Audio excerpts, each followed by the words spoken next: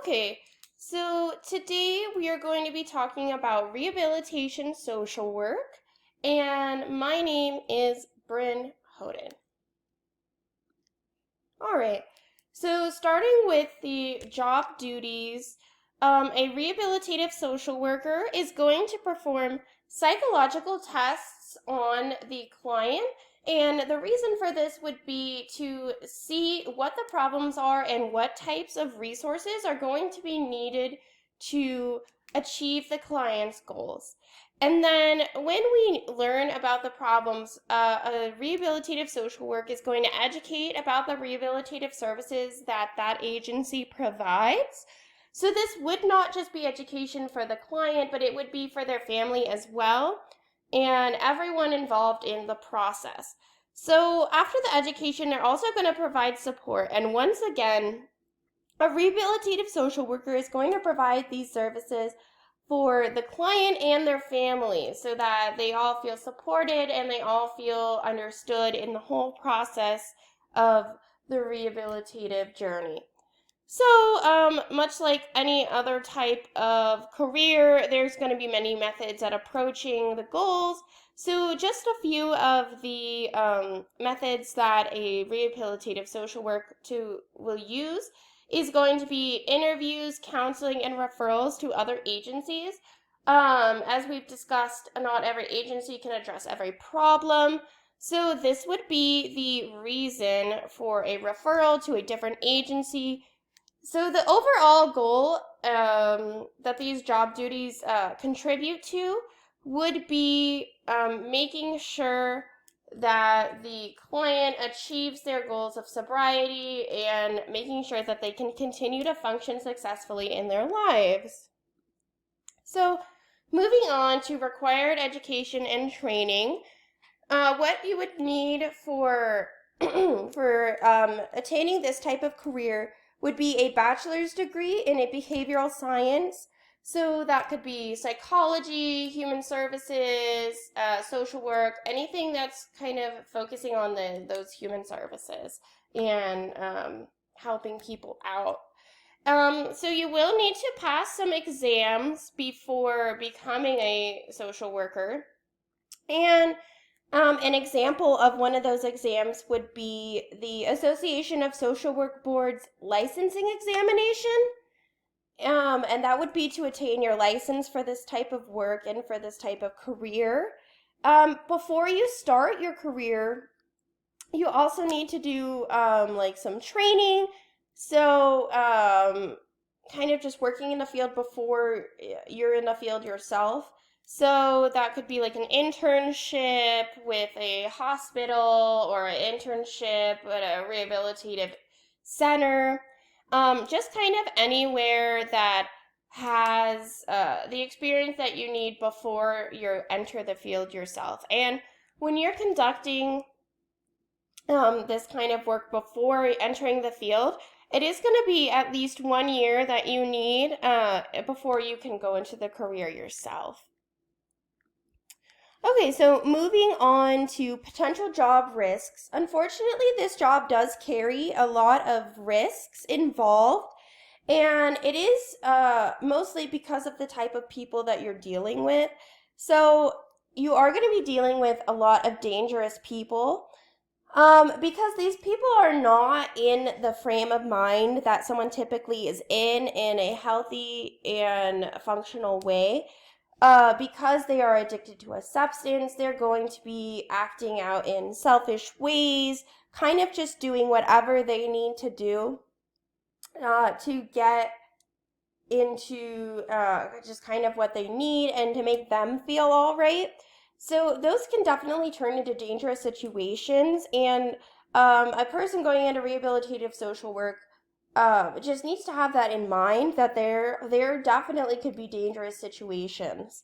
And because of that, it kind of leads into our next point. So dealing with self-esteem and mental health personal problems, because, people can be potentially dangerous, not really appreciative of your help. It can definitely be a point when you are kind of unsure about yourself and how you're feeling to the point where, yeah, no, it does definitely develop into mental health problems, problems with your self-esteem, because of the point above and the point below. So kind of the same kind of topic. It is going to be the worst of what society has to offer, just because of the points mentioned before. They're strictly acting for themselves, acting out in ways that are going to help their addiction, kind of countering what we're trying to approach. But that is, why the job is done. And it does lead to risks as well. And because of all the points, there is a very high burnout rate in this type of career. So definitely a lot of people reach that kind of point where they're left unmotivated and unwanting to continue this type of career, because it can be and is very mentally draining, time consuming, and heavy on your mental health. Just a bunch of things that can cause problems.